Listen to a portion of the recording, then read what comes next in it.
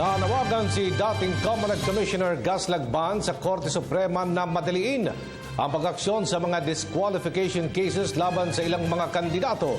Inimok din ni Lagban ang mga mamamayan na iboto ang mga kandidatong may integridad at kakayahang mamuno sa bansa at hindi dahil sa kanilang survey standing. Ang report mula kay Ria Fernandez.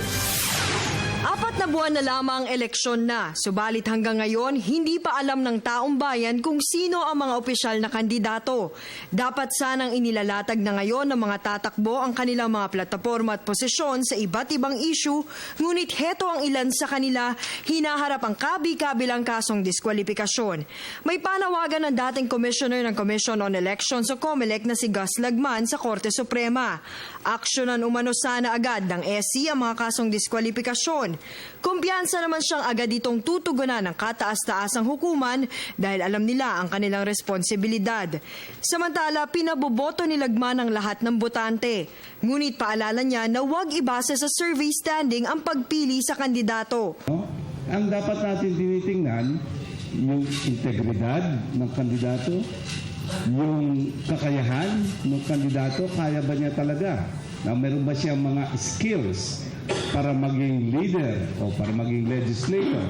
At saka mahusay ba siyang magiging leader natin? Suportado ng iba pang election watch group si Lagman.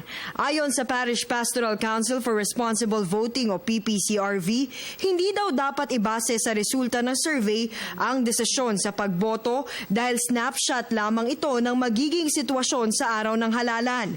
Sa katunayan, ayon naman sa National Citizens Movement for Free Elections o NAMFREL, walang epekto ang survey sa mismong botohan dahil nagbabago ang sentimiento ng publiko.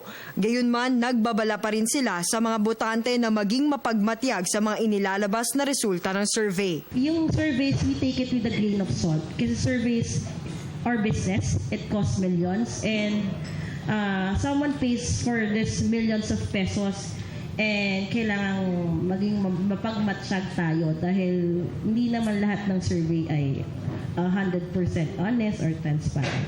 Para sa Telebisyon ng Bayan, Ria Fernandez.